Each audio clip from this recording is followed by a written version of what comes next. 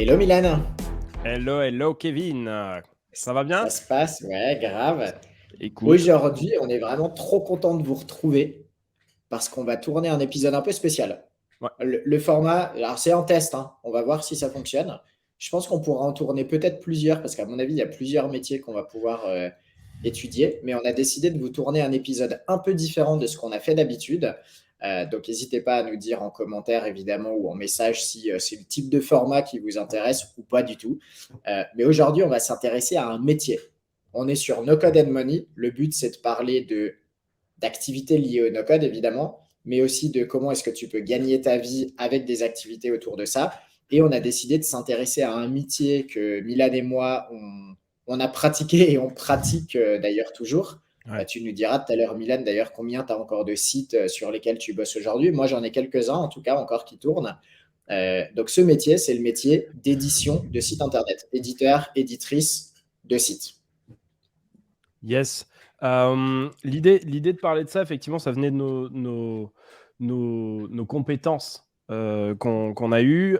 L'idée, en fait, de ce petit podcast, c'est de vous proposer, en fait, plusieurs questions et d'essayer d'y apporter, en fait, des réponses qui sont liées notamment à notre expérience. Donc, en fait, en quoi consiste ce métier? Quels sont les modèles économiques? Les niches qui rapportent le plus, parce que bon, on n'oublie pas qu'on est sur No Code and Money et qu'on va parler quand même un petit peu business. Quels sont les avantages de ce métier? C'est assez intéressant parce que par avantage, on va voir aussi qu'il y a des contraintes sur ce métier qui est pas forcément non plus toujours évident. La question également de savoir comment te former à l'édition de sites. Ça, on parlera probablement de nos expériences différentes parce que ça peut être assez intéressant de savoir comment est-ce que tu peux également, toi, devenir éditeur de site, les compétences clés et puis combien on peut se faire de thunes avec ce métier. Donc, combien est-ce que tu peux gagner puisqu'on est sur No Code and Money encore une fois. Donc, finalement, on est complètement quand même dans la trame de base qui est de parler de comment est-ce qu'on peut faire des sites internet et des applications sans avoir forcément des compétences techniques. Donc, on en parlera d'ailleurs sur peut-être dans la partie compétences. Et puis sur la partie money, puisque l'idée, c'est évidemment de vivre de ce métier et de pouvoir en parler. Eh ben, on s'y met directement. Alors oui, petit podcast différent. On essaie un nouveau format. Donc là, ici, pas de tips. On reviendra bien évidemment dans d'autres épisodes ou peut-être qu'on pourra faire des épisodes avec que les nouveautés business qu'on a vues. On pourrait peut-être faire un truc comme ça aussi. Ça pourrait être pas mal. Genre les 10 trucs qu'on a vus dans la semaine et qui sont hyper cool à vous partager en no-code et qui permettent de faire du business. On pourrait effectivement aussi avoir un format comme ça. Aujourd'hui, c'est celui d'édition et d'éditeur de sites. Je pense que le mieux placé probablement pour démarrer, ça serait toi, Kevin, puisque aujourd'hui, dans ton métier, finalement, sur Dotmarket, ce que tu fais, c'est que tu vends des sites. Donc, toi, des éditeurs de sites, en plus d'en avoir été un, tu en rencontres tous les jours et plusieurs Mhm. dizaines. Comment est-ce que toi, tu définirais ce métier? Parce que moi, je ne sais pas si j'ai une définition bien claire directement. Et c'est pour la petite histoire, tu sais que en fait cette presse, je l'ai faite à des étudiants Ok, il y a 3 semaines à Mulhouse, à la licence référencement de Mulhouse. Il y a une licence référencement à Mulhouse.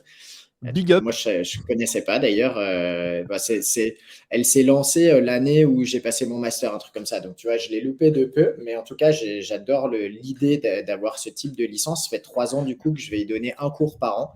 Et Ok. cette année, les profs de l'IUT, Malik, coucou Malik, m'ont filé une opportunité que j'ai trouvée assez fun. C'est qu'au lieu d'aller faire un cours sur le référencement, les cours, quoi, tu vois, es juste un mec de plus qui vient partager ton savoir, etc. Mais honnêtement, les étudiants, tu es juste un cours de plus. Hein. Je suis allé parler du métier d'édition de site internet. Et évidemment, bah, tu vois, la première question, c'est est-ce que vous savez ce que c'est un éditeur, une éditrice de site? Il n'y a pas une personne qui a levé la main. Et c'est vrai que c'est assez challengeant de définir ce que c'est un éditeur et éditrice de site parce que moi-même, pour la plus petite histoire, en fait, j'ai découvert que c'était le nom de mon métier en allant à un apéro SEO un soir en 2015 à Salanches, où je me retrouve à devoir me présenter avec une dizaine de personnes qui sont là pour prendre l'apéro. et tour de table, et tout le monde se présente. Alors moi, je suis consultant SEO, je fais ci, je fais machin, je fais truc. Moi, je me dis, putain, mais moi, je fais quoi? Comment je passe pas pour un rigolo à dire, bah moi, en fait, je fais des sites internet, mais non, je suis pas dev, je suis pas là. Et là, 2 personnes avant moi, il y a un mec qui s'appelle Nico, que j'adore, coucou Nico, qui dit, bonjour, je m'appelle Nico, je suis éditeur de site. Et quand il dit ça, je me dis, ça y est, c'est ça mon métier. Et donc, mon tour arrive et ben moi, je m'appelle Kevin. Et en fait, je suis aussi éditeur de site. Et c'est comme ça que je suis devenu super pote avec Nico parce qu'on s'est regardé, on était là. Ah, on est 2 éditeurs de site. Et ben, on va passer une bonne Ok. soirée. Et qu'est-ce que Du c'est coup, finalement un attends, éditeur de je fais, site? je fais juste un petit point sur ça parce que je pense que c'est hyper important. Je crois que le digital, ça a amené en fait plein de nouveaux métiers qui n'étaient pas connus avant et sur lesquels on a du mal à mettre des mots. Et tu vois, on a discuté finalement un petit peu avant. Effectivement, moi, je développe un autre concept en fait de product builder pour les personnes qui Ouais. utilisent les outils no-code. Je pense que le produit est important. On y reviendra sur d'autres trucs. Mais il s'avère qu'aujourd'hui, le terme de product builder n'existe pas vraiment. Alors que finalement, le métier de celui d'utiliser en fait des outils no code, d'utiliser des méthodologies product, c'est des choses en fait que font plein de gens au fur et à mesure. Et à partir du moment où moi j'ai écrit sur ce sujet-là, j'ai plein de gens de grands comptes ou même de petites startups qui sont venus me voir en mode ah mais attends mais je fais ça tous les jours, c'est sûrement ça mon métier. Et en fait je pense que ça c'est hyper intéressant et intelligent je trouve d'essayer de réfléchir aussi à la terminologie des métiers qu'on va avoir parce Ouais. que ça peut vraiment définir aussi ce qu'on est en train de faire aujourd'hui et vraiment de regrouper des vraies communautés. Tu vois, pas finalement, peut-être que ce fameux Nico, tu l'aurais jamais rencontré parce que tu n'aurais pas pensé à mettre éditeur de site. Et alors, l'idée, peut-être pour fédérer une communauté, c'est important d'avoir une terminologie et par conséquent, ensuite, une définition. Donc, quelle est ta définition en fait d'éditeur de site?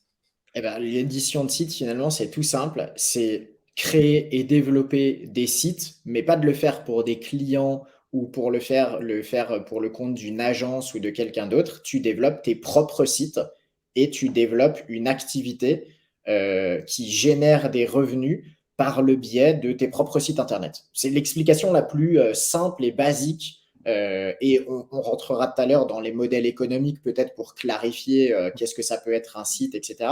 Mais moi, c'est comme ça aujourd'hui que je le définis. Et c'est pas toujours très clair, je t'avoue, pour des personnes qui ne comprennent pas ce que veut dire éditer un site. Mais tout à l'heure, on parlera des modèles économiques, parce que éditer un site internet, en fait, ça veut dire euh, éditer. C'est le mot éditer d'ailleurs souvent qui pose un peu problème. Ouais. Tu vois, édition, maison d'édition, ça peut un peu prêter à confusion. Finalement, éditer ton site internet, c'est le créer, c'est créer du contenu dessus, c'est travailler des canaux d'acquisition pour faire venir des visiteurs et des visiteuses sur ton site et trouver un modèle économique qui te permette de transformer cette audience visiteuse de ton site en clients qui vont te rapporter de l'argent. C'est assez marrant parce que quand moi je pense éditeur de site, c'est vrai que finalement je me rends compte que tu le disais, genre on en a été tous les deux, enfin on est d'ailleurs tous les deux éditeurs de site, mais j'aurais jamais trouvé le mot parce que c'est vrai que éditeur ça me fait penser à bouquin, tu vois, genre achète, et achète Ouais.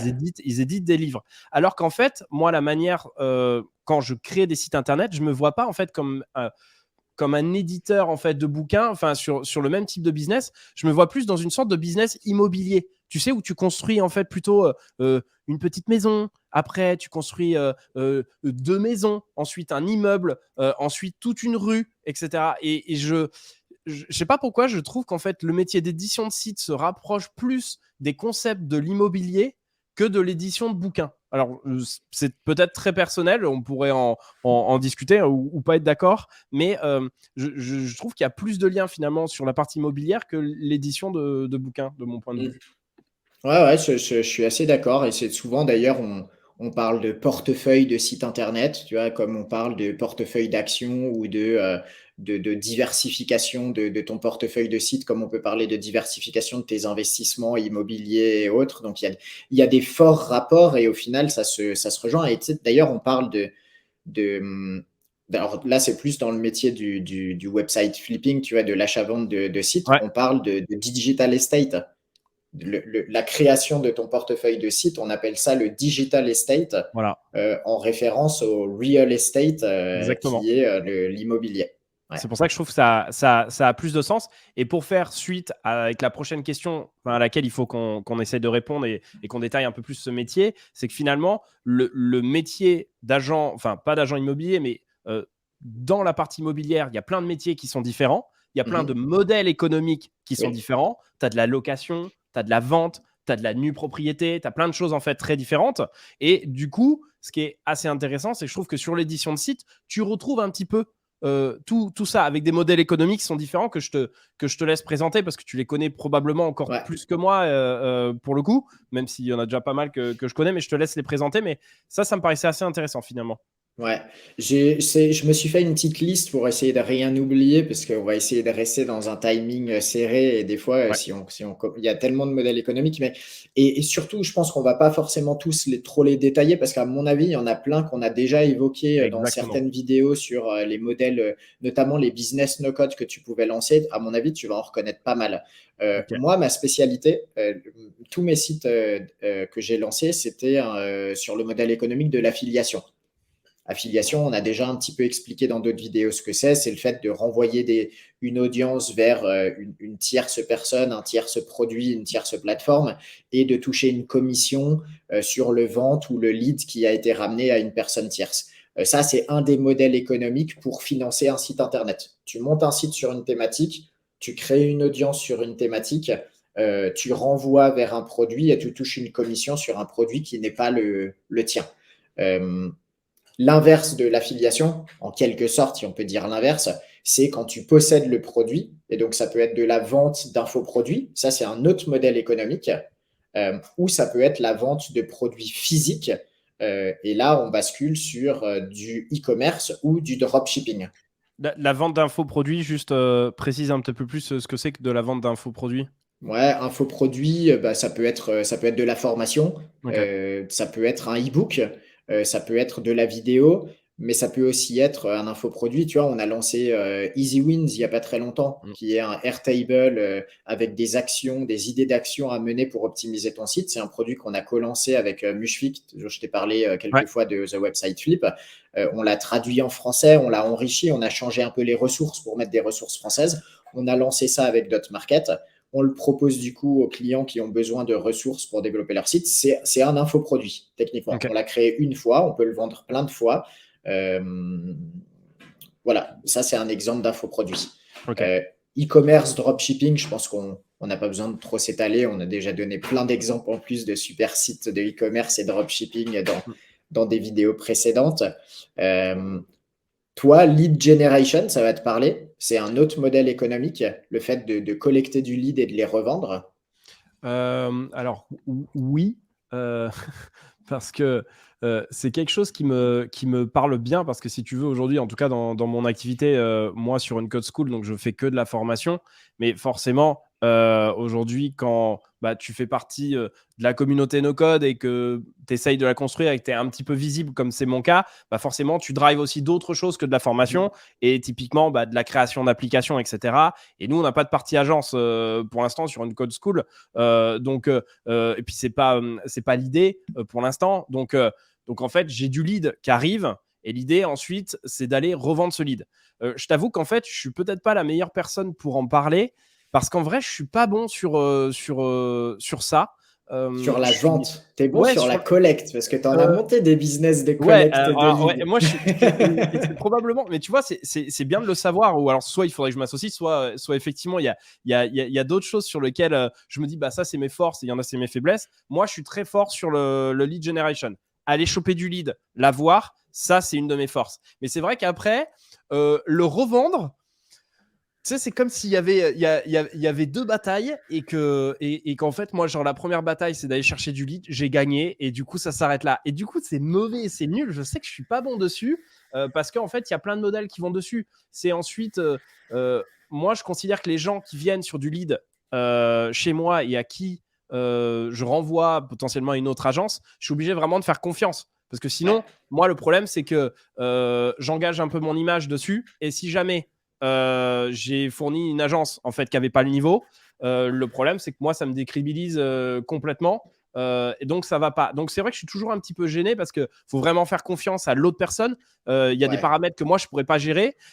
Après, c'est combien tu prends sur ce lead generation? Est-ce que d'abord, du coup, j'en parlais tout à l'heure, je faisais un cours et justement sur cette question d'apporteur d'affaires, parce que c'est ça en fait que signifie lead generation.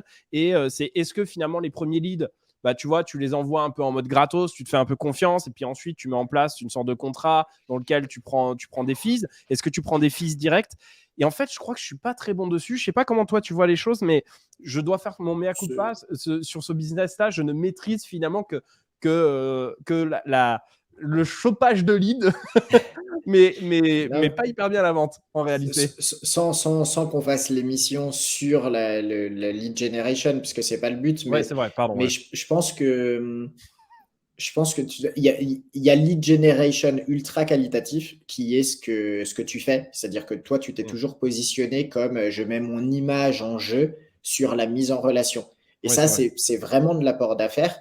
Mais en fait, il y a aussi des modèles économiques où c'est ton site internet finalement qui chope le lead et qui le dispatche Ouais. et où ton image, elle n'est pas mise en jeu. Nous, par exemple, on fait de la lead generation. Alors, techniquement, c'est de l'affiliation, c'est-à-dire qu'on est payé au lead, mais c'est aussi un modèle de lead generation pour des comparateurs d'assurance Okay. dans l'univers canin. Mais tu vois, en bout de course, on a aussi des discussions avec les assureurs, justement, qui viennent nous dire si notre lead, il est qualitatif ou pas.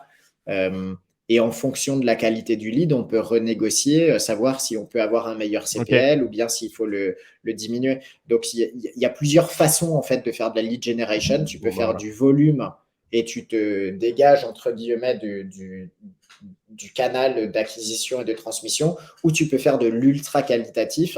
Et c'est ce que tu fais. Tu vois, s'il y a des gens qui arrivent effectivement sur une code school et qui veulent être mis en relation avec des personnes, tu peux pas te mouiller à renvoyer vers n'importe qui.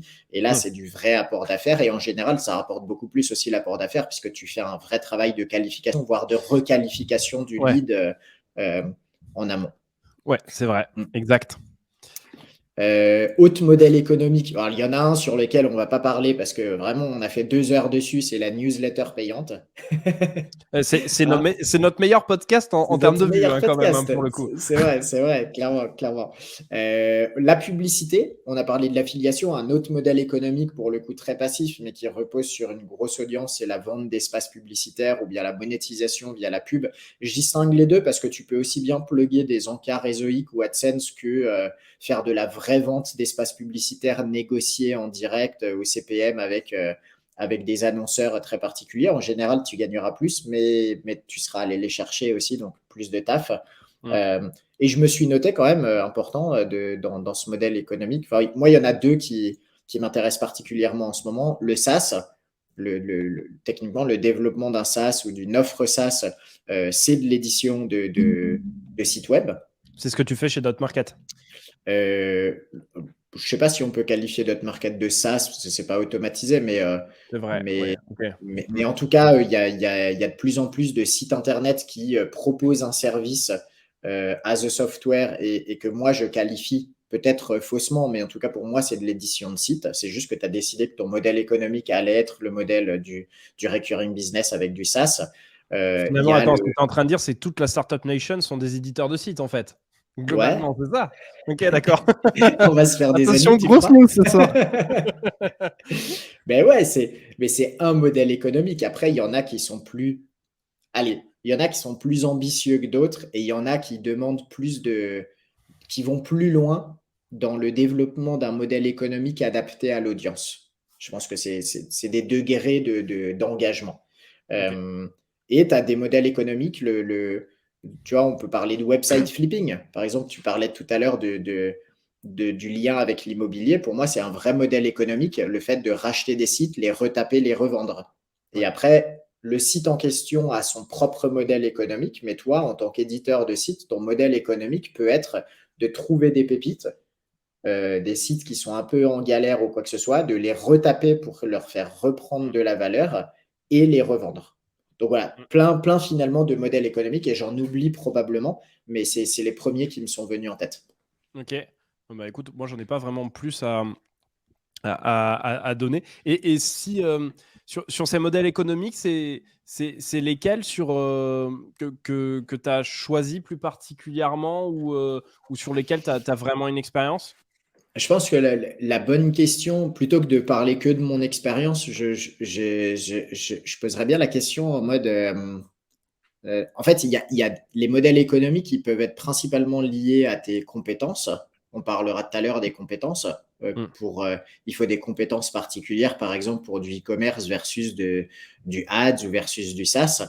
Euh, mais c'est aussi une question de combien de temps tu as envie d'y consacrer, combien d'énergie et combien tu as peut-être de thunes aussi à mettre au début pour le développer. Encore une fois, si on Ouais, reprend c'est le vrai. SaaS, tu vois, développer un modèle économique de SaaS sur un site, c'est pas la même chose que de plugger un produit affilié où tu as, entre guillemets, rien d'autre à faire que trouver le produit affilié.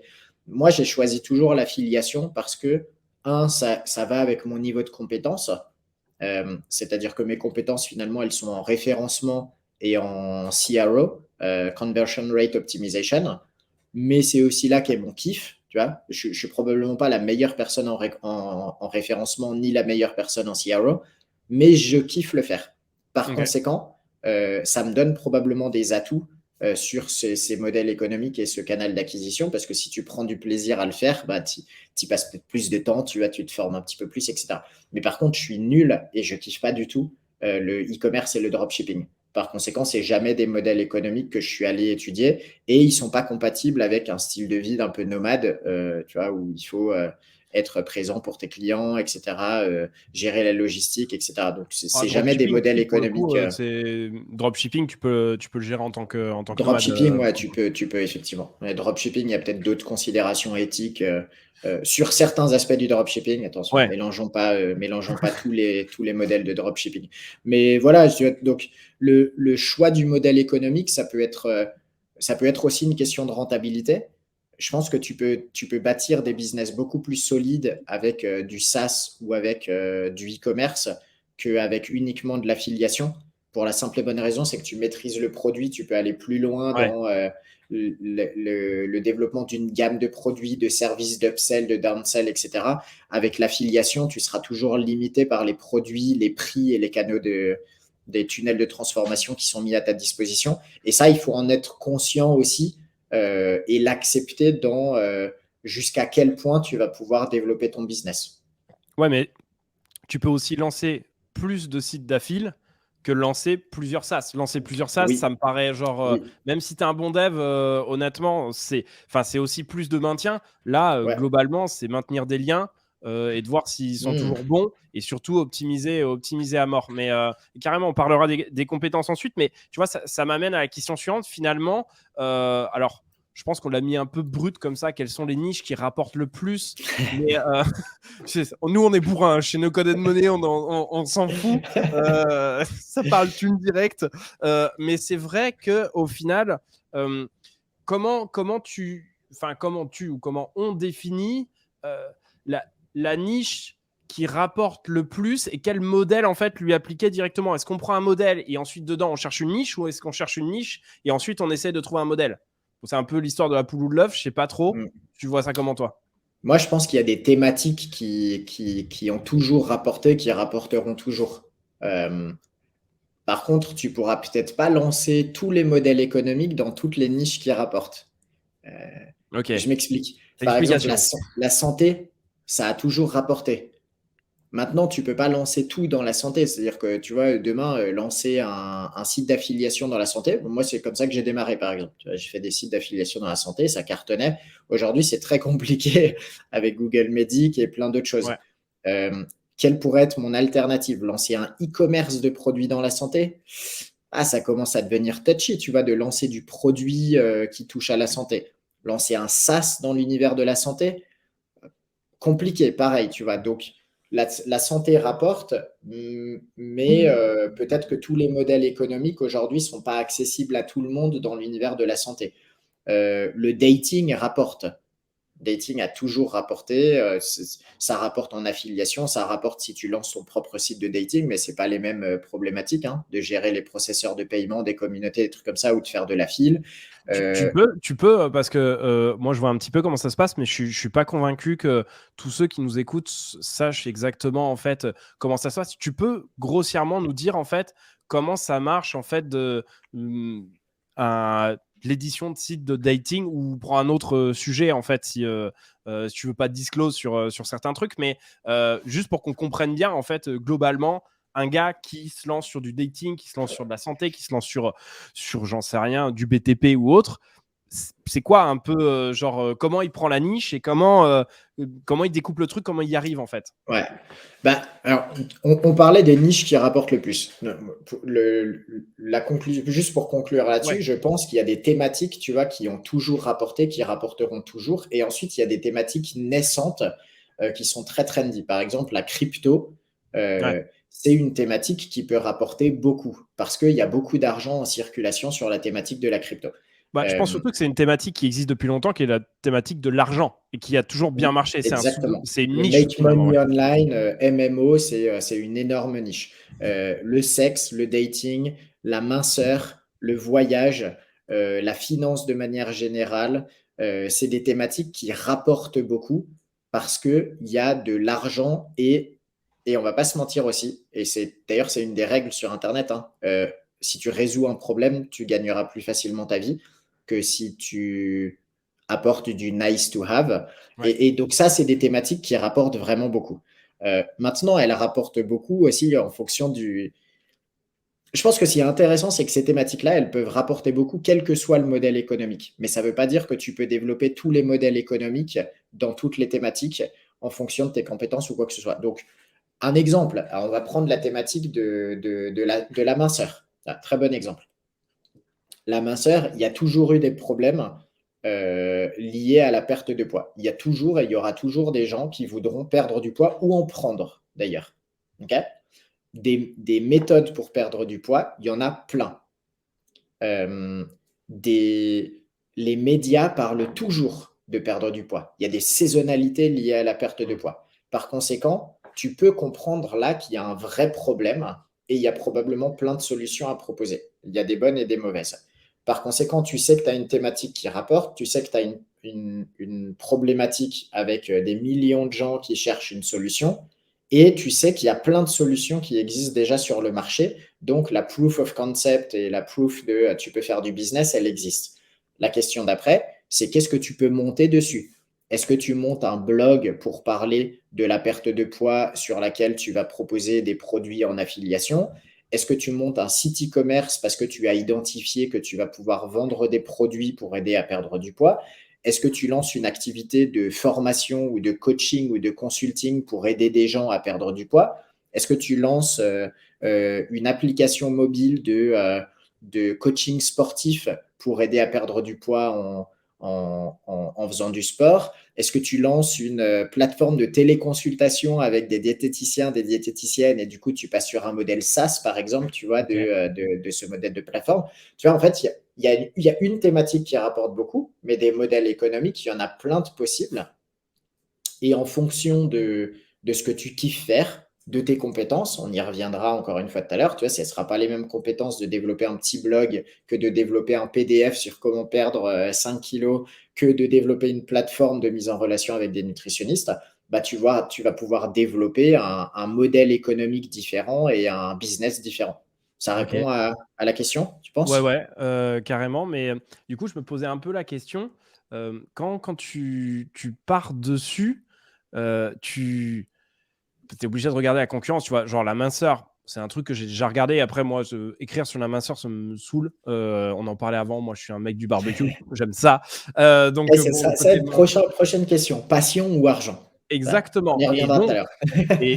exactement. Et juste finalement avant ça, mais c'est plus ou moins lié à la prochaine question de savoir si on se lance avec de la passion ou l'envie de rentabiliser ça, même si les deux sont bien évidemment possibles. C'est, tu vois, dans le cas de la minceur, mais il y a juste tellement de concurrents que est-ce qu'il n'y a pas genre des batailles qui sont perdues d'avance dessus? Après, tu vas me dire, bah non, mais c'est peut-être la guerre en fait, et finalement, c'est tellement la guerre que il y a toujours de la place pour quelqu'un qui arrive et qui est hyper chaud dessus. Mais bon, là, l'idée, c'est est-ce que on fait ce podcast pour un grand groupe qui a les moyens de mettre des dizaines de milliers d'euros dans un site et peut-être de ranker, ou d'un gars comme toi et moi qui se dit tiens, thématique d'un minceur, bim, la petite pilule bleue, je vais faire de l'affiliation dessus et on y va. Et Je crois c'est je crois plus qu'elle n'est pas pour perdre du poids, la pilule bleue. Ça la sert à autre pilule. chose. Pourquoi je Mais tu pense as à cette raison. pilule bleue? C'est une bonne question. Mais tu sais quoi, moi, j'ai bossé dans toutes les thématiques les plus touchy ou concurrentielles. J'ai pas réussi dans toutes, hein. Par exemple, j'ai jamais réussi vraiment dans le casino. J'ai pas perduré vraiment dans l'univers du porno. J'ai pas voulu tester plus que ça. Mais j'ai fait mes premiers sites dans l'univers de la pharma. Au début, on m'a dit, mais la pharma, la perte de poids, le Viagra, tout ça, tu n'y arriveras pas. Bah, j'ai gagné ma vie pendant des années avec ça. Ça a été mon plus gros site, tu vois, avant de me faire éclater par Google Medic.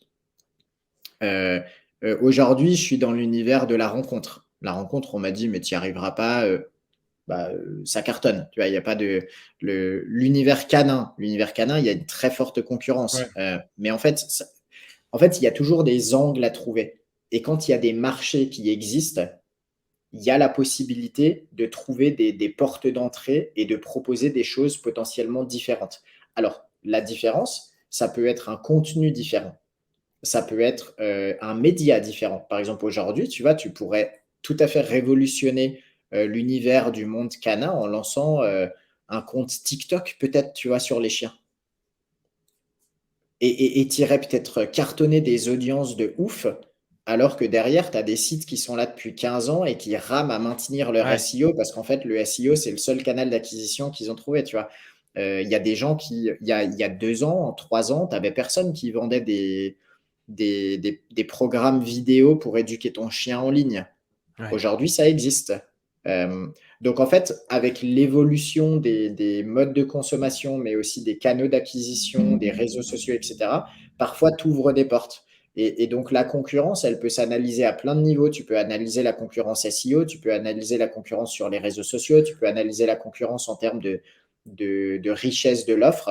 Mais moi, je pense que quand tu es sur des thématiques comme ça où il y a beaucoup de monde et un vrai problème à résoudre, il y a toujours la possibilité de trouver un angle.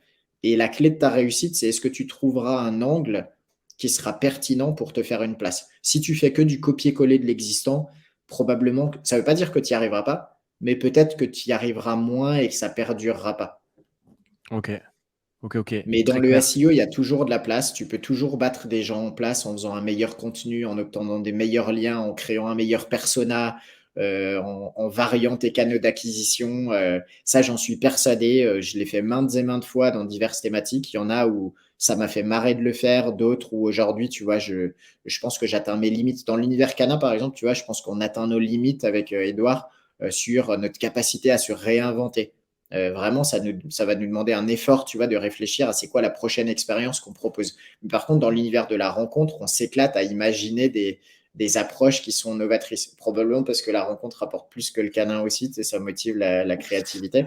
Mais, mais voilà, je pense que il y a toujours de la place. Toujours, toujours, toujours. La question, c'est est-ce que tu arriveras à trouver cette petite distinction, cette petite différence qui fera que tu te feras ta place. C'est assez marrant parce que moi, j'ai jamais abordé les niches en fait comme ça, en me disant il y a des grands trucs un peu génériques que tout le monde fait. Je l'ai jamais abordé comme ça parce que je les avais vus, hein, mais tu vois, je me suis jamais dit finalement comment je me mets sur le case, comment je me mets sur la santé, la minceur, etc. C'est vrai que moi, les niches, je les ai toujours vues, enfin en tout cas, on regarde mes expériences en tant qu'éditeur de site sur quelle est l'actualité, qu'est-ce qui va être la prochaine tendance et en quoi je peux y contribuer de manière intéressante et intelligente sur ce point-là. Ce qui est finalement une autre approche que la tienne, Ouais. de dire, OK, tu es obligé d'être en alerte, en fait, tout le temps sur quelle est l'actu et comment ça se passe. Et typiquement, tu vois, quand je me suis lancé là dans tout ce qui était réalité virtuelle et réalité augmentée avant, c'est parce que, en fait, j'avais chopé le fait que il y avait un truc qui était en train de se passer aux États-Unis autour d'un truc qu'on appelait les Google Glass. Et globalement, j'ai pris un peu ça par principe. J'ai essayé de réfléchir à ce que ça pourrait être demain. Et ensuite me dire peut-être qu'on va parler de réalité virtuelle, réalité augmentée, etc. Et bon, force est de constater qu'ensuite, ça s'est avéré que quasiment un an et demi, presque non, un an, quasiment après les Google Glass, il y a eu l'Oculus en fait qui est sorti. Et en fait, ça fait exploser le truc. Et du coup, on a réussi à trouver l'angle en fait qui était dessus. Finalement, dans les premiers. Mais finalement, en fait, j'ai jamais eu ce moment où finalement je me disais, je vais sur un marché, il faut que je trouve un angle. Parce qu'en fait, l'idée, c'était vraiment d'essayer d'être un petit peu en avance de phase marché. sur moi, ce que j'aime bien, c'est construire des marchés. Me dire, là, il y a sûrement un truc à faire et comment est-ce qu'on peut faire de manière différente. Et en fait, quand j'étais sur la réalité virtuelle, il n'y avait aucun site dessus et c'était une niche. Au bout de 5 ans, c'était plus du tout une niche. Il y avait des concurrents qui s'étaient mis dessus, etc. Sur la partie no-code, quand j'y suis allé, il y avait quasiment personne qui était dessus, très très peu d'acteurs. Aujourd'hui, il y a de plus en plus de monde en fait qui s'y met sur le sujet. La next step, je sais pas ce que c'est. Forcément, j'y réfléchis, mais tu vois, c'est une autre manière aussi d'aborder les niches. Et c'est vrai que du coup, on n'avait pas vraiment la même vision sur ça. C'est intéressant. Les deux sont ultra complémentaires. En fait, je pense que ça dépend du profil de la personne qui monte des Clairement. business. Tu vois. Si tu as envie de sentir le futur et d'identifier des futurs trends, c'est une super idée parce que tu peux devenir leader de ton marché si tu réussis. Mais tu vas te baser sur des hypothèses. Ouais, voilà. Et c'est une façon de faire et c'est un pari que tu fais sur l'avenir. Quand tu t'intéresses à des thématiques evergreen, en quelque sorte, tu paries pas sur l'avenir. Par contre, tu prends un pari sur ta capacité à trouver un angle différent de ce qui se fait actuellement pour te faire une place sur un marché. Et je pense que les deux, de toute façon, sont compatibles parce que même quand tu es sur un marché, tu peux réfléchir à quelles vont être les prochaines tendances de cette niche pour essayer d'être en avance sur les prochains produits, les prochains services, donc les prochains mots-clés sur lesquels créer du contenu. Et de la même manière, tu vois, tu étais premier sur la partie VR, 5 ans après, peut-être que tu es méga has-been sur la partie VR et que des gens qui sont lancés il y a 2 mois sont en fait vachement meilleurs que toi parce qu'ils ont un angle différent. Donc en fait, tu vois, les deux se nourrissent et si tu veux réussir sur le long terme, il faut avoir cette capacité à identifier un angle et identifier potentiellement les futurs trends. Ou alors, il faut identifier la trend, monter le truc et puis le revendre avant de te fatiguer sur le truc. Et c'est encore des autres modèles économiques. Carrément. Et si on passe un peu à la question suivante, c'est vrai que ça fait très déroulé, mais bon, en même temps, on ne peut pas vous trouver des transitions qui sont folles à chaque fois. Hein, donc, vous nous excusez. Non, mais celle-là, elle était pas mal. Argent ou passion, argent ou passion. C'est vrai que pour quelqu'un qui démarre dessus, tu peux nous raconter comment toi t'es arrivé dans l'édition de site, mais moi j'y suis arrivé un peu par hasard parce que moi je suis quelqu'un qui a toujours aimé écrire au regard en fait du background éducatif que j'ai eu. Moi j'ai toujours aimé beaucoup écrire, donc finalement je me suis dit si je vais écrire sur internet, en fait il s'avère qu'après écrire sur internet je me suis rendu compte qu'il y avait un business et tu vois ça s'est enchaîné dessus. Donc j'ai plus commencé à aborder le truc finalement de mon point de vue sur la partie passion, parce que je me doutais même pas il y a 10-12 ans quand j'ai démarré le web qu'en fait il y avait vraiment un business où je savais pas trop comment le faire. Donc je l'ai pas du tout abordé sur la partie renta, c'est venu un peu plus tard et j'ai commencé sur la partie passion. Et étant donné que moi j'aime beaucoup écrire, mais je me sens plus comme un laborieux, c'est difficile je trouve de bien écrire et de faire des choses intéressantes à lire. Je trouve que si jamais t'as pas de passion pour le truc, juste la thune, je trouve ça difficile en fait. Mais qu'est-ce que t'en penses? Eh ouais, je suis d'accord. Je suis d'accord, mais j'ai fait tout l'inverse. Ok. Alors, ça a été cette question, je l'ai posée aux étudiants et ça a été un gros débat parce que tu avais des étudiants qui disaient non, il faut faire les choses par passion et d'autres qui disaient mais laisse tomber, moi je veux gagner des thunes et puis on verra la passion après. Et je leur dis, vous avez tous les deux raison.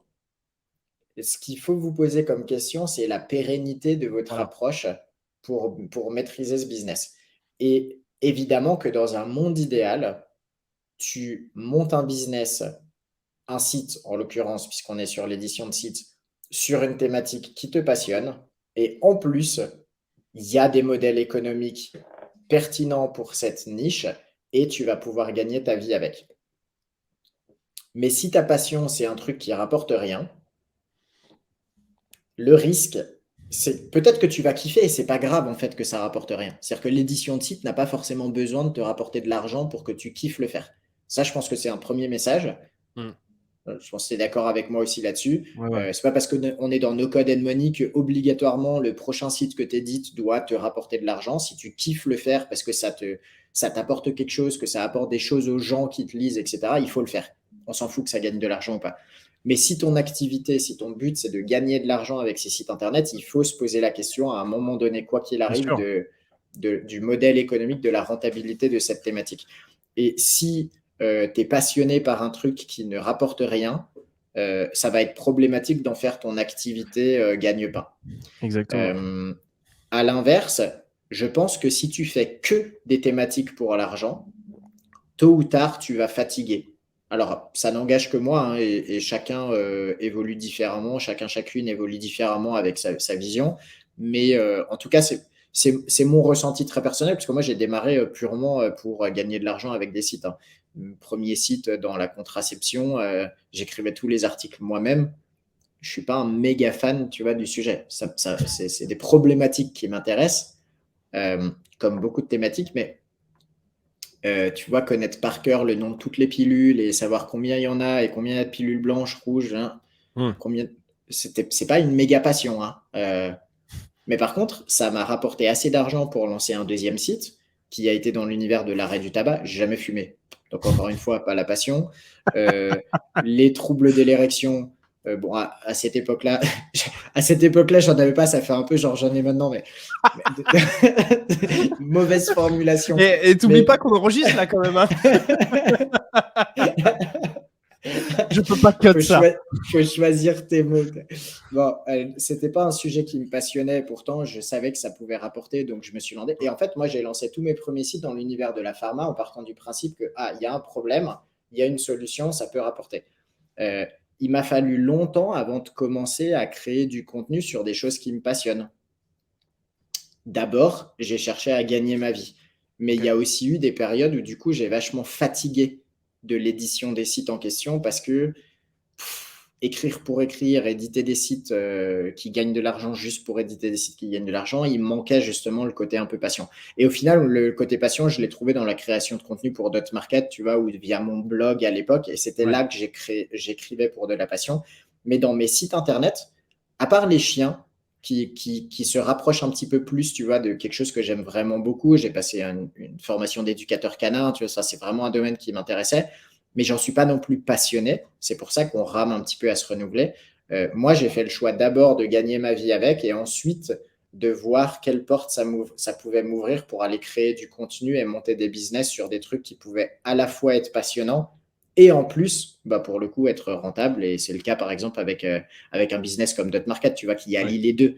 Mais j'aurais probablement pas lancé Dotmarket au tout début, déjà parce que j'avais pas les compétences, ni le réseau, ni rien, mais aussi probablement parce que, tu vois, je me serais dit, c'est peut-être un petit peu trop risqué, c'est trop ci, c'est trop ça. D'abord, je veux faire mes preuves et je veux gagner de l'argent, quoi, en gros. Ok, c'est vrai que oui, c'est deux manières finalement d'aborder les choses. Je pense pas qu'il y en a une qui est bonne ou qui est mauvaise. Finalement, c'est un peu des parcours de vie où tu finis par arriver sur tel ou tel métier. Mais est-ce qu'après l'objectif c'est pas finalement d'essayer de vivre de sa passion, c'est le top du top en fait. Bien sûr, mais Je c'est sûr. pense que Ça, c'est c'est ça. Il y a un moment donné, effectivement. Moi, je pense que par contre, vraiment très perso, mais si j'avais pas suivi un peu les trucs qui me passionnaient, je pense que j'aurais jamais vraiment découvert en fait les business du web. Parce que moi, ce qui m'a toujours plu finalement, c'est le côté plus geek et le côté plus techno et technique que j'ai toujours aimé. Et c'est peut-être d'ailleurs pour ça, c'est ce qu'on disait tout à l'heure, qu'en SEO et tout, je suis pas mauvais, je suis peut-être pas assez bon en commercial parce que en fait, ce que j'aime, c'est la technique et j'aime gagner sur la technique. T'es resté Et sur la partie après, en passion. commercial, j'ai tendance à me dire que c'est plus difficile de gagner sur de la technique que de gagner sur du commercial. Finalement, c'est peut-être faux en fait ce que je dis, peut-être c'est complètement faux. J'en ai aucune idée, mais enfin bon bref, et du coup c'est vrai que moi je me suis plus vu comme ça. Enfin bon. Et et Profil, compétences, tu vois, chacune va avoir un peu ses appétences mm, et se reconnaître plus, certains dans la partie référencement. On a parlé des modèles économiques, mais tu vois, pour alimenter un site en trafic, on pourrait aussi parler des canaux d'acquisition. Il y a des gens qui vont vraiment se reconnaître dans la partie référencement, d'autres qui vont kiffer générer du contenu sur les réseaux sociaux, voire développer un média complet sur les réseaux sociaux, d'autres qui vont préférer faire de la publicité, d'autres qui... Il y a plein de modèles finalement pour driver aussi du trafic. Et je pense que ça reflète, c'est très lié à la personnalité de chacun et de chacune, tu vois. Tu veux mm. lancer une chaîne YouTube pour driver du trafic ou monétiser ton audience, c'est pas la même chose que d'écrire un article. Tu sais, je pense que les personnes qui font du très bon contenu écrit sont pas forcément bonnes en vidéo et inversement, tu vois, Ouais, bien sûr, ça appelle des carrément. choses différentes. Mm. Et j'étais juste en train de me dire qu'en fait, c'est marrant, on parle d'un métier qui existe depuis hyper longtemps et tu disais que tu avais donné cours en fait c'est vraiment une réflexion qui me passe comme ça, hein, mais tu avais donné cours donc à Mulhouse là dans ce master. Mais en fait, je me rends compte que c'est des business qui existent depuis hyper longtemps, de monter des sites internet et puis il y a des fortunes qui se sont montées dessus, mais à aucun moment l'école ou l'éducation ne t'en parle. On te parle que de comment devenir pompier, infirmière, bosser dans l'immobilier ou les trucs du style.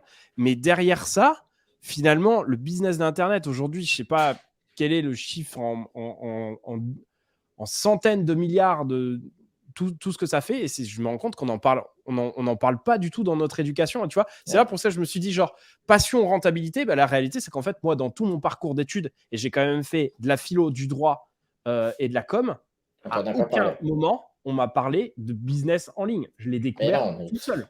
mais c'est C'est sûr. ouf. Mais, tu vois, j'ai fait un bac STT. Donc, ça n'existe plus, sciences et techniques du tertiaire. Concrètement, c'était de la comptabilité et du secrétariat. Ok. Euh, pour pour être secrétaire de direction. C'était le poste promis à la fin de ton bac, tu vois. Et tu sais pourquoi j'ai fait un bac STT? Parce que je ne pouvais pas passer en bac ES. C'était le bac que je voulais faire, hein. Je voulais faire une première ES, économique, sociale. Ça me paraissait ouvrir pas mal de portes. J'étais nul en maths, donc bac S, c'était foutu. En fait, j'étais pas assez bon. J'étais nul en maths et j'étais pas assez bon en économie. Donc, bac ES, c'était un peu foiré aussi. Par contre, j'étais très bon en langue. Ok. Euh, Français, allemand, anglais, en géographie, en histoire, toutes ces matières en fait littéraires, j'étais dans mon élément. Du coup, mon prof principal à l'époque, il me dit, bah, soit tu redoubles et tu retentes ta chance l'année prochaine pour faire une première ES, soit tu peux aller en bac L, en première L. Et à l'époque, pour moi, première L, bah, en fait, je veux pas être prof, tu vois. Ouais. Pourquoi j'irais faire un bac L? Je veux pas être prof. C'est ouf. Ouais. Mais la réalité, aujourd'hui, qu'est-ce que je fais au quotidien? Je parle anglais, je lis anglais, j'écris des newsletters, j'envoie des emails, j'ai des gens au téléphone. C'est toutes les compétences nécessaires que j'aurais probablement pu acquérir via un bac L, à aller plus loin dans l'étude Ouais. des langues, dans la maîtrise du français, de l'orthographe, de la grammaire, de plein de choses, tu vois. Et finalement, ma réaction, elle était un peu childish à l'époque de dire, vas-y, mais casse-toi, moi je veux pas faire prof, donc je m'en fous, je vais pas faire L. La réalité, c'est que si on m'avait dit à l'époque, euh, en fait, L, c'est pas juste prof, L, c'est utile partout. Savoir écrire, savoir communiquer, savoir rédiger des emails, des pages de vente, des sites internet, des articles pour ranker des sites, etc. Peut-être que je l'aurais vu différemment et que je me suis Et dit, c'est sûr. ça c'est intéressant, tu vois. Mais ouais, mais c'est vraiment un truc. Bon, on va pas changer l'éducation ce soir, hein, mais la réalité, c'est que si on disait pas que elle, c'était le truc en fait des gens qui gagnaient 1500 balles par mois toute leur vie, et on leur disait mais non, en fait, vous pouvez aussi faire des choses qui sont en lien avec l'informatique. L'édition de site, hein, c'est quand même en Mhm. lien avec l'informatique, plus ou moins technique, mais c'est quand même en lien. Et tu peux t'éclater sur un business, très bien gagner ta vie dessus Mm. et en écrivant Bah, enfin, moi, je sais qu'on me l'a jamais présenté, tu vois. C'est un peu cette conversation, mais il faut que ça de manière très rétrospective. Mais aujourd'hui, en L, si tu présentes ça à des L en leur disant, bah, effectivement, vous n'allez pas forcément que devenir prof, vous pouvez aussi Ouais, éditer des sites et monter des business qui sont incroyables. Bah, je pense que tu changerais le quotidien de pas mal de gamins, en fait. c'est sûr. Et ça serait assez stylé. Et d'ailleurs, tu changerais le quotidien, parce que la transition incroyable, tu changerais le quotidien parce que finalement, quels sont les avantages en fait de ce métier en fait d'éditeur de site. Quels sont comment tu présentes ça, toi? Tu leur as présenté ça comment? C'est quoi ce qui est On va y génial dans venir, mais tu sais quoi, tu avais fait une transition encore plus. Tu sais quoi, ça te dit, on met l'argent sur la table tout de suite. Parce que tu as raison, tu vois, c'est un vrai argument. Et franchement, alors moi, tu vois, dans ma présentation, j'ai testé le truc et je me suis dit, attends, je vais leur parler de combien ça peut gagner l'édition de site à la fin. Tu vois, quand j'ai vu que personne ne connaissait l'édition de site dans la salle, je me suis dit, tu sais quoi, je vais commencer par leur dire combien ça peut gagner un éditeur de site. Et là, tu vois, il y a des têtes qui se sont relevées qui étaient là. Ok, de quoi Bon, il vient nous écoutez, parler le gars aujourd'hui? Ah ouais, ok, c'est intéressant ça, tu vois. Et je pense que c'est un vrai sujet, c'est que l'édition de site internet, si on disait à ces gamins, tu vois, que l'édition de site internet, ça peut leur rapporter des petites sommes, mais aussi des très grosses sommes, des éditeurs de sites, j'en connais qui gagnent tout, tu vois, que ce soit quelques milliers, quelques dizaines de milliers, quelques centaines de milliers d'euros par an, voire quelques millions par an. Il y a vraiment tout. Donc, en fait, dire combien ça gagne un éditeur ou une éditrice de site, c'est compliqué. Il y a une étude qui est sortie la semaine dernière sur le blog de Thomas Kubel. Si vous cherchez Thomas Kubel, où je t'enverrai le lien, peut-être qu'on peut le ok, je trouver, le mettrai en commentaire. qui est assez intéressante, puisque c'est une enquête menée sur 130 personnes, et j'en parle dans ma dernière newsletter. Il y a quelques billets, tu vois, sur la manière dont se posaient les questions, etc., etc. Mais en tout cas, ce qui est super intéressant, c'est que j'ai jamais vu passer une enquête comme ça. Et auprès de 130 personnes, ils posent des questions sur combien vous avez de sites, combien ça vous rapporte, est-ce que vous utilisez des noms de domaine expirés ou pas, est-ce que vous bossez seul ou pas, etc. Et je crois qu'il y a 70% des personnes qui répondent qu'elles bossent seules, donc pas d'équipe avec. Il y a 55% des personnes qui gagnent moins de 18 000 euros par an. Mais ça veut dire que tu as 45% des gens qui gagnent plus de 18 000 euros par an avec leur site internet. Et Ah, c'est ouf. ensuite, tu as un pourcentage à peut-être 10, 15, 20% des répondants, encore une fois, et des répondantes qui gagnent plusieurs dizaines, voire centaines de milliers d'euros par an. Et quand tu vois ces chiffres, bah, tu te dis, OK, c'est un métier où il y a de l'argent. Tout le monde ne réussit pas. Et on va en Non. parler, tu vois, justement, parce que les avantages et les contraintes, ça va faire une transition. Tout le monde n'est pas fait pour faire ce métier. Mais par contre, les personnes pour qui c'est le bon métier, et moi, par exemple, je considère que c'était le bon métier pour moi, en tout cas à une période de ma vie. Aujourd'hui, tu vois, peut-être que c'est un peu moins le cas et que je m'épanouis plus dans ce que je fais avec Dotmarket, mais pendant longtemps, ça a été vraiment le truc qui me faisait me lever le matin, d'aller ouvrir mon site internet pour travailler dessus. Bah, si c'est le truc qui est fait pour toi, il y a vraiment des belles choses à faire et on ne parle pas de gagner un SMIC, quoi. On parle de bien gagner sa vie potentiellement. Mm. Ouais, du coup, pour continuer sur ce que tu disais, s'il y a des profs qui nous écoutent et avec des gamins qui peut-être galèrent, mais qui galèrent en fait dans des filières un peu généralistes où on a des métiers un petit peu préconçus qui existent déjà depuis des dizaines et des dizaines d'années. Celui d'éditeur de site, il n'existe pas depuis des dizaines et des dizaines d'années. Hein. Franchement, en vrai, ça fait 10, 15 ans, tu vois, que ça commence vraiment. Allez, 20 ans, max. 20 ans, tu vois, que on fait, ça commence à être vraiment quelque chose. Je pense qu'il faut parler aussi de ces nouveaux métiers aux gamins Mm. parce que finalement, leur quotidien, ça va aussi être ça et de se dire qu'en fait, une filière, ça peut aussi t'amener vers des choses en fait qui sont complètement différentes des idées préconçues sur les métiers que Mm. tu peux avoir. Forcément, il y a autre chose que avocat, médecin et prof, en fait, qui Mm. sont des métiers qui sont très bien. Mais aujourd'hui, si tu as des capacités d'écrire, c'est elle et faire de l'édition de site, c'est carrément faisable. Et Tout je à trouve fait. ça un petit peu dommageable que finalement, il n'y en ait pas. Mais je peux comprendre aussi que dans l'éducation nationale, on ne parle pas de ce genre de métier parce que tout simplement, je pense que les professeurs ne sont pas du tout au courant de ça. Non, c'est Donc, vrai. En tout cas, c'est- c'est bien de le présenter comme option, je pense. Et je pense que toi comme moi, s'il y a des personnes qui ont le pouvoir d'aller présenter ce type de ouais, métier, on allez-y. connaît plein de gens qui font de l'édition de sites internet. Envoyez-nous un petit message. Moi, je serais ravi d'aller faire d'autres présentations du métier d'édition de site internet. Franchement, c'est kiffant de le faire. Si on n'est pas dans votre ville, je suis sûr qu'on peut trouver des gens qui font ce métier-là, qui seraient ravis d'aller parler devant vos audiences. N'hésitez pas à envoyer un petit message. Qu'est-ce que t'en penses? Feu, allez, c'est bon, il y a Ouais, en commentaire. Sinon, allez. vous passerez cette vidéo. Au moins, vous enverrez cette vidéo à vos Carrément, étudiants. carrément, carrément. Vas-y. Du coup, Y- avantage, inconvénient, c'est un peu cliché, mais je pense que c'est intéressant de se poser sur la question de c'est quoi les avantages de ce métier et les Mm, contraintes. Et puis on finira avec les compétences et comment te former. Puis pareil, ouais, on pourra peut-être un carrément. petit peu grouper, mais d'après toi, c'est quoi d'ailleurs les avantages et les contraintes du métier de l'édition de site? Euh, les avantages les avantages et les contraintes. Moi, ce que j'ai aimé par-dessus tout, c'est le côté entrepreneurial. Ça, c'est Hmm. vraiment quelque chose qui, pour moi, était extrêmement fort. Euh, et finalement, c'est ce qui me drive en fait depuis un certain temps. Je pense que toi, tu vas me dire que c'est le nomadisme. Moi, j'ai jamais vraiment j'ai jamais été nomade digital. C'est pas que ça m'a pas vraiment tenté. Je pense que j'ai pas eu vraiment l'occasion. Ma vie était un peu différente, mais vraiment ce côté entrepreneurial de me dire, ok, je construis un truc de zéro et ça peut être vraiment très gros derrière.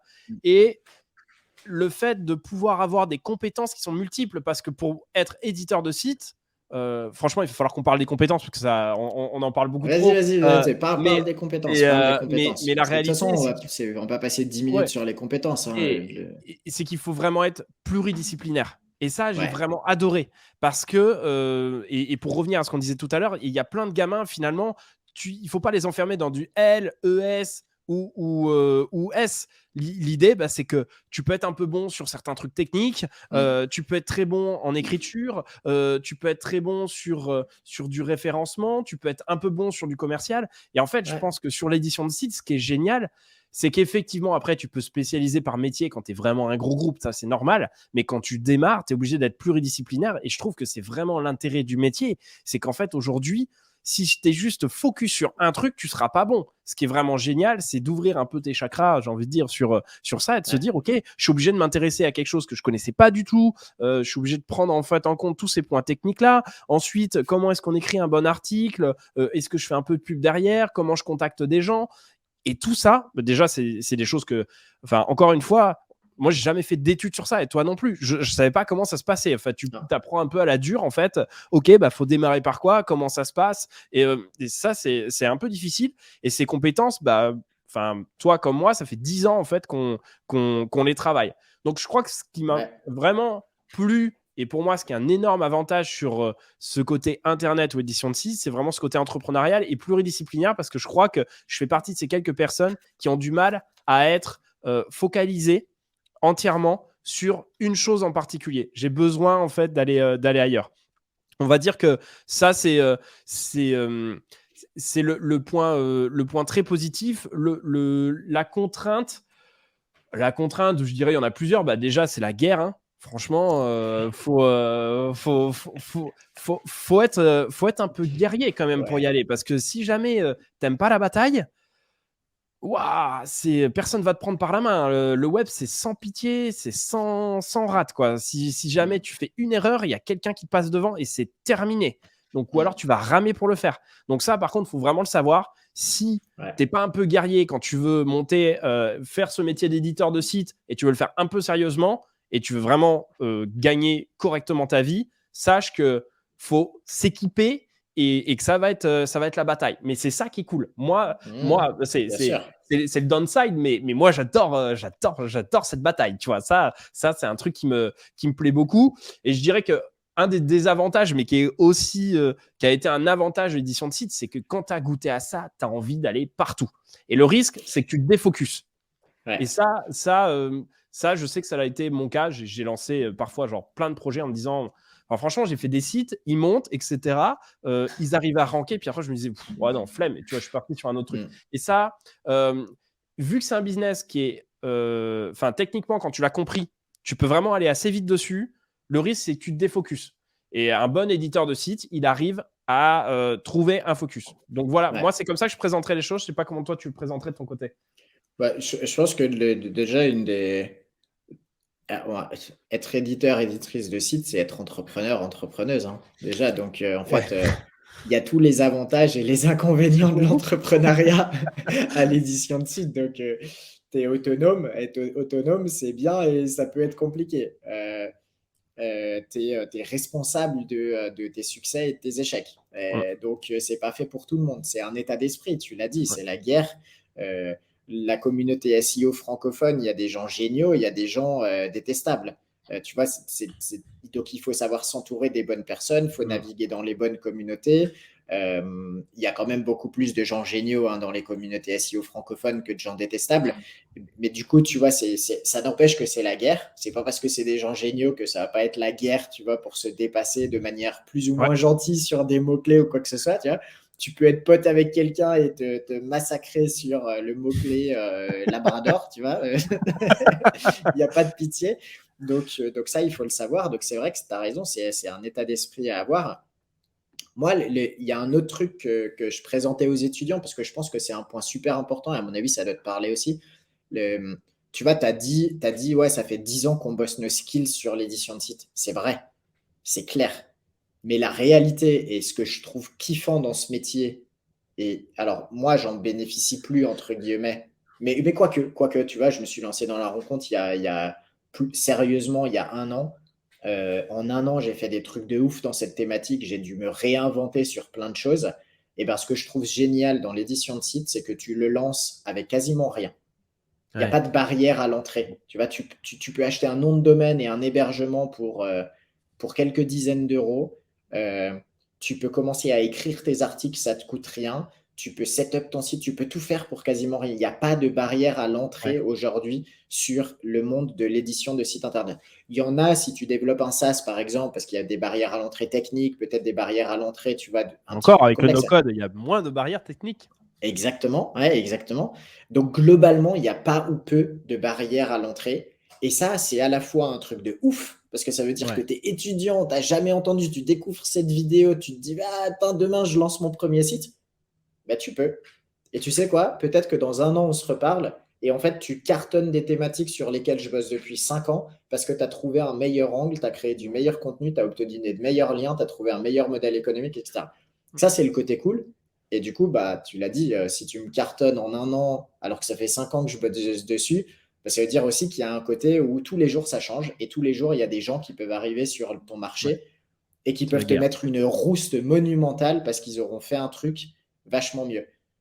Mais ça, c'est aussi un truc génial parce que ça veut dire que tu peux apprendre tous les jours. Tu vois, chaque fois qu'il y a un nouveau concurrent qui se lance sur une thématique, potentiellement, tu peux découvrir qu'est-ce qu'ils ont trouvé, qu'est-ce qu'ils ont fait, qu'est-ce qu'ils ont inventé et faire le choix de est-ce que moi aussi, j'essaye de me réinventer ou est-ce que je plie bagage, je revends mon site et puis je passe à la prochaine thématique parce que j'ai pas envie de pousser plus loin, quoi. Donc, c'est cette notion de barrière à l'entrée, de trucs que tu peux lancer en side project, que tu peux lancer avec pas de thunes et relativement peu de compétences. On va en parler tout à l'heure, mais c'est vrai. Moi, j'ai lancé mes premiers sites sans compétences d'édition de site. Je les ai acquises sur le tas. J'ai probablement lancé mes sites, du coup, plus lentement et ils ont mis plus longtemps à avoir du succès. Mais la réalité, c'est que tu n'as pas besoin de compétences de ouf aujourd'hui. Un WordPress, ça s'installe en un clic, un tuto, tu as tellement de ressources qui font que même si tu n'y connais rien, demain, tu peux installer un site WordPress que waouh, quoi. Moi, je trouve que ce qui est assez incroyable, et ça résonne beaucoup ce que tu dis, je trouve, le fait qu'il n'y ait pas de barrière.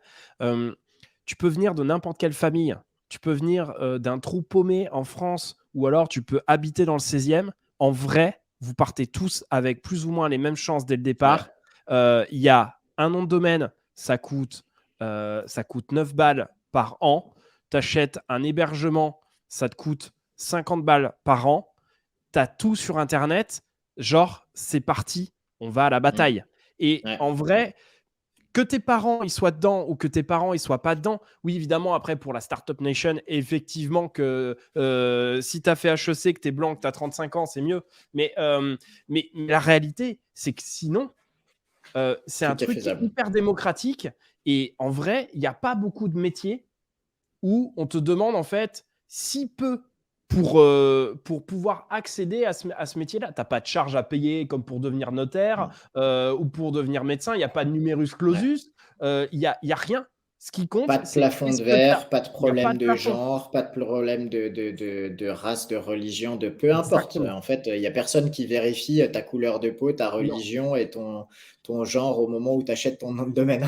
Exactement. Mais ça montre un truc. C'est j'ai pas d'exemple vraiment d'un autre métier où tu pourrais vraiment te lancer comme ça, quel que soit en fait, enfin, je veux dire, tu peux habiter au Bangladesh Mm. et tu as 100 balles à mettre et tu peux faire un truc qui cartonne de dingue.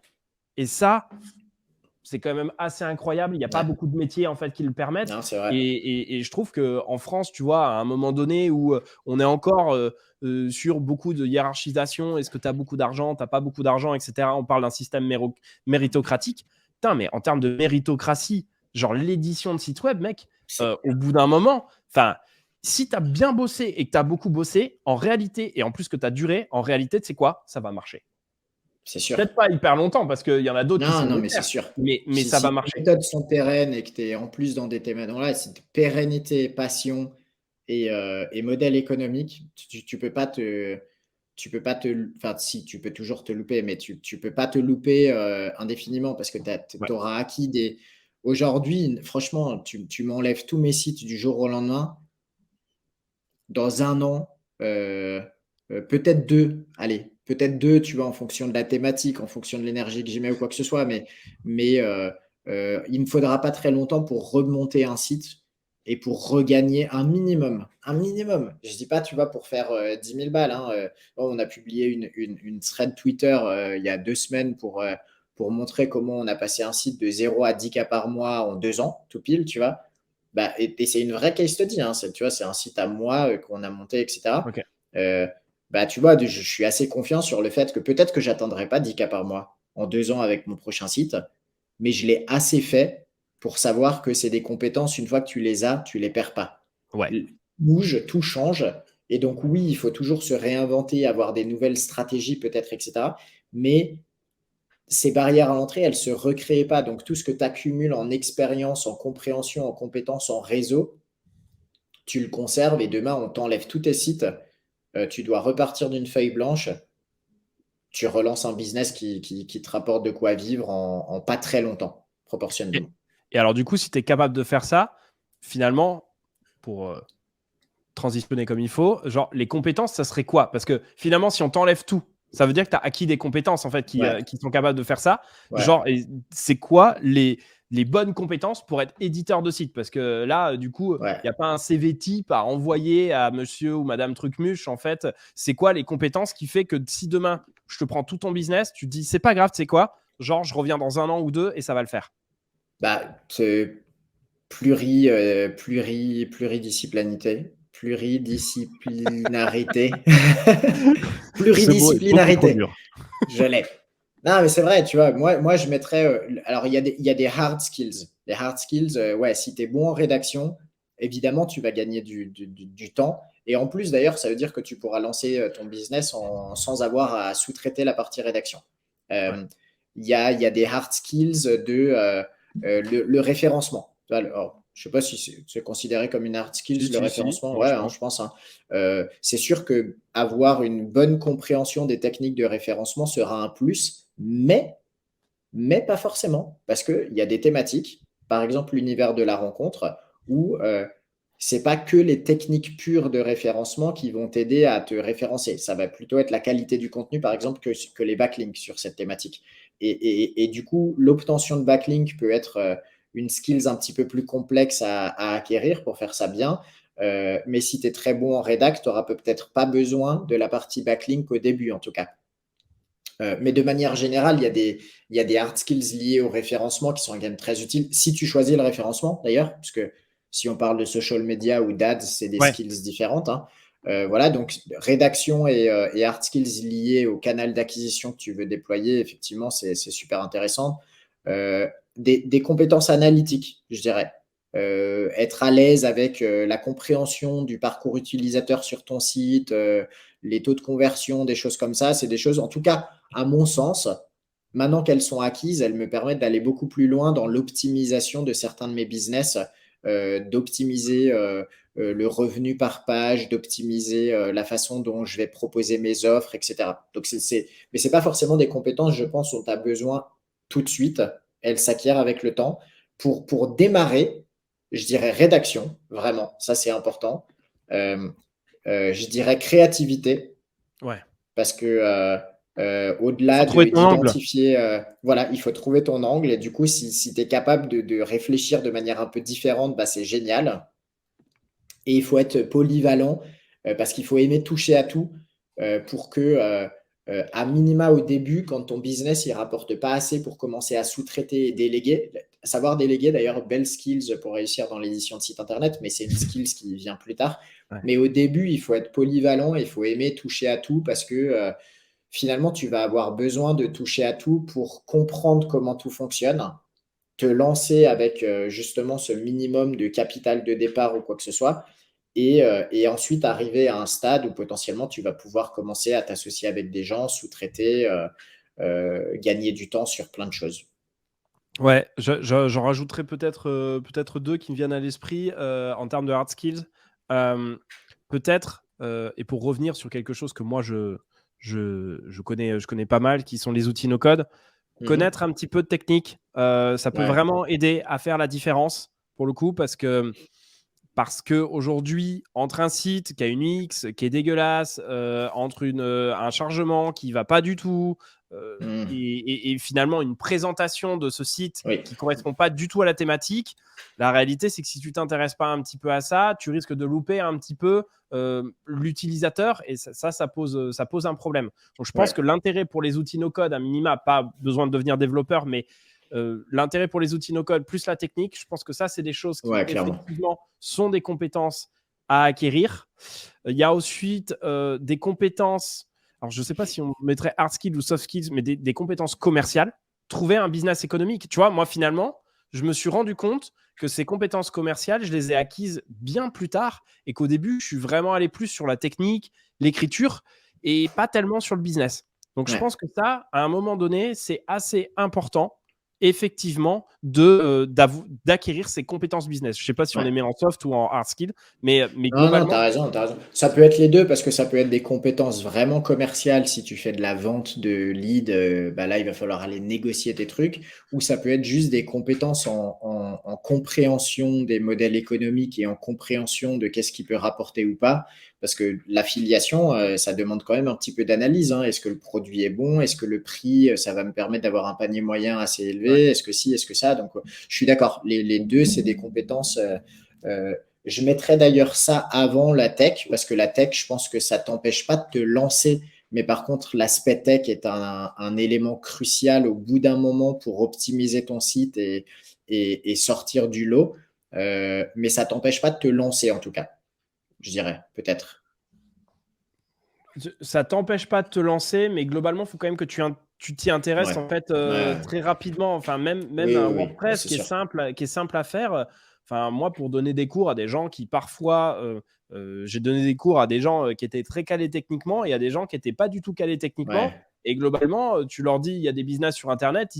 Eux, le premier truc, c'est qu'ils se disent, c'est pas que je peux pas faire de business, c'est juste qu'en fait, prendre un nom de domaine, je vois même pas ce que ça donne, tu vois. Donc, Hmm. il faut quand même Non, t'as avoir deux, raison, trois t'as raison. concepts.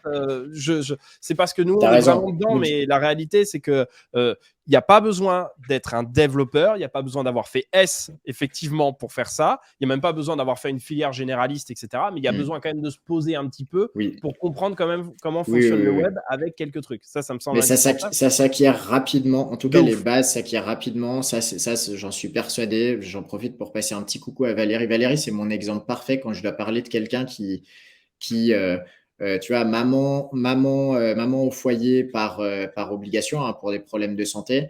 décide de lancer des sites internet et me contacte il y a 3 ans, tu vois, pour lancer un site, ne sait même pas ce que c'est exactement un site internet, et 2 ans plus tard gagne entre 2 et 3 000 balles par mois avec son site. Pour moi, c'est l'exemple, tu vois, que Bravo Valérie. vraiment, tu peux n'avoir jamais touché un site internet et réussir. Et c'est pas péjoratif, tu vois, c'est vraiment pour dire, putain, c'est accessible à tout le monde. Mais attends, quand même, le truc, c'est que Valérie, elle s'est mise dans des vidéos pour comprendre comment Strive Teams fonctionnait, qu'on a fait des heures au téléphone ensemble pour lui montrer comment ça fonctionnait le site, etc. etc.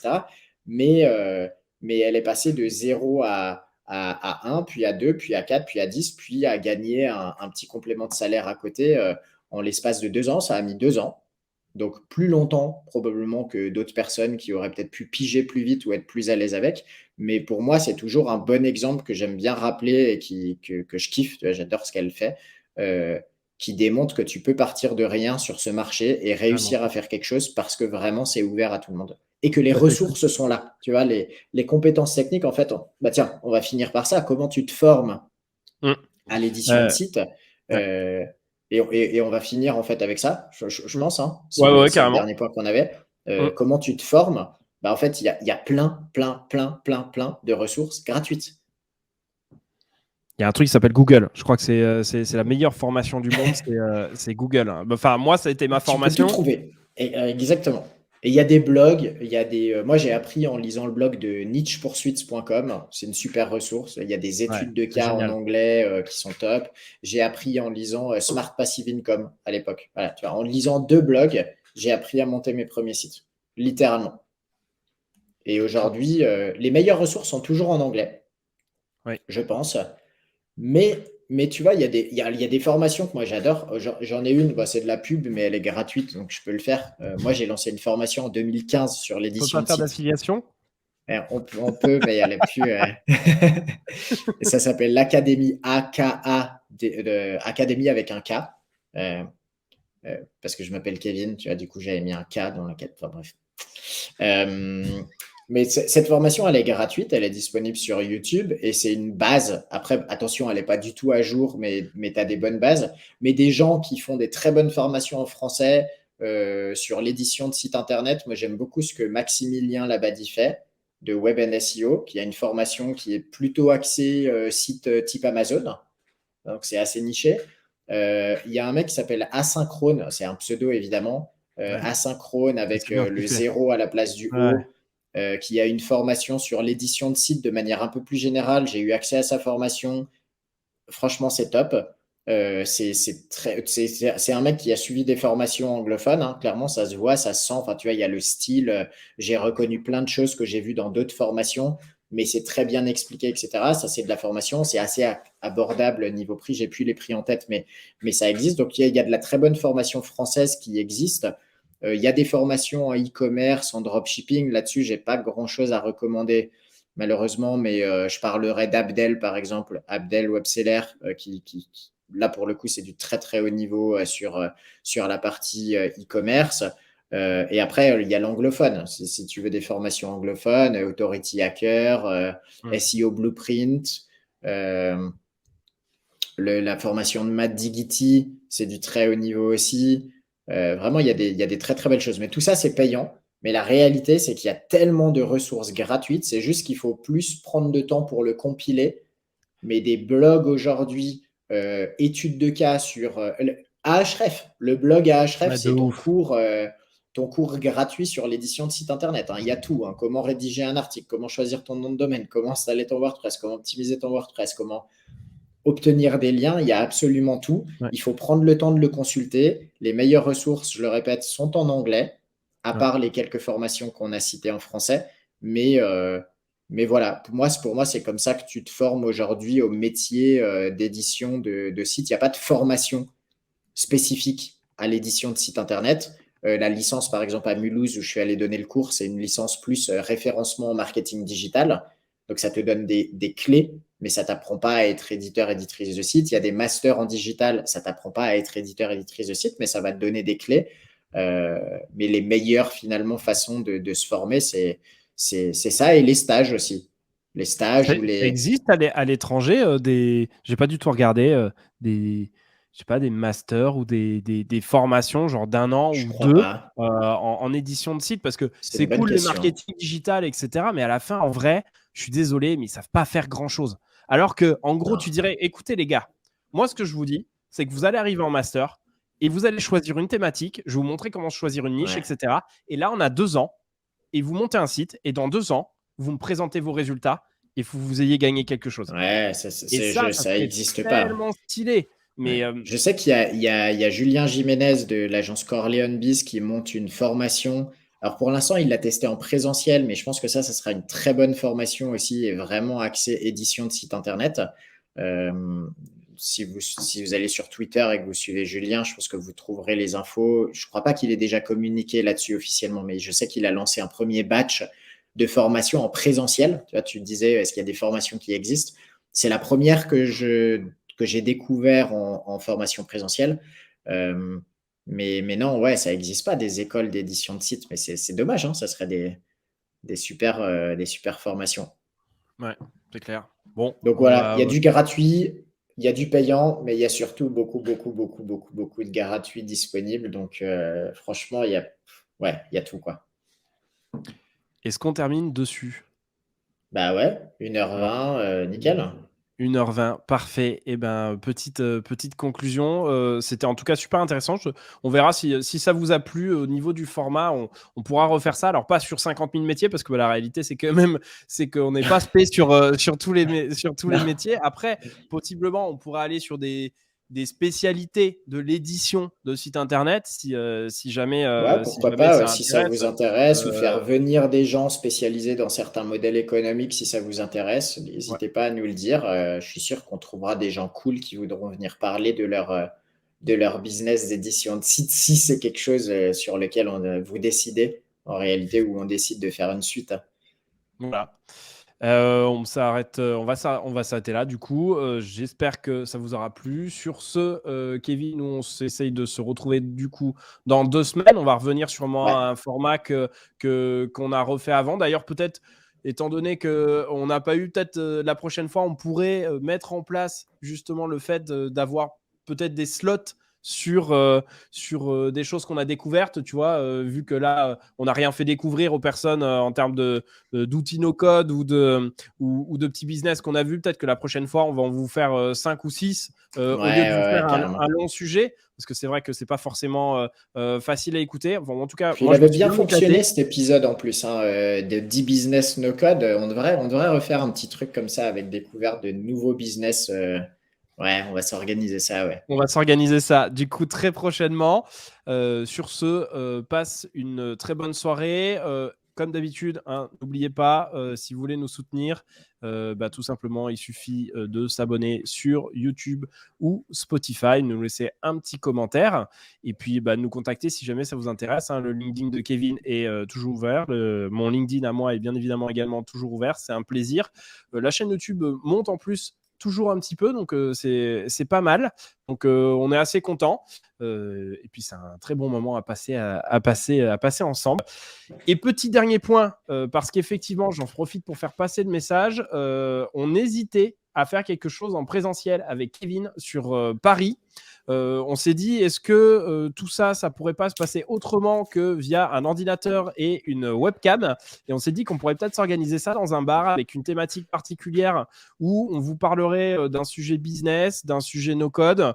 Et puis surtout que vous puissiez parler de vos problématiques et qu'on puisse avoir des vraies questions en live, parce que c'est sûr que ça, c'est des choses qui sont déjà Et enregistrées. boire des coups. Et boire des coups, Ah. ouais, parce qu'effectivement, on a quand même envie d'une bière après avoir bien parlé comme ça. Donc, ça serait vraiment hyper cool de pouvoir se retrouver ensemble. Je vous mettrai du coup dans le lien un formulaire. On n'a pas encore de date précise. Globalement, ce qui serait assez sympa, c'est de le faire vers la rentrée, type janvier, février, début 2022, qu'on puisse organiser ça, malheureusement sur Paris dans un premier temps, et puis on verra si par la suite on peut l'étendre bien évidemment en province. Ça serait hyper cool de vous rencontrer, parce qu'on voit que quand même il y a de l'intérêt sur ça. Donc, si ça vous intéresse, n'hésitez pas à remplir le formulaire qui est dans le lien en commentaire de la vidéo. Et sur ce, Kevin, je te souhaite une très bonne soirée et puis je vous fais des bises à tous et à très très vite. Yes. Ciao, ciao.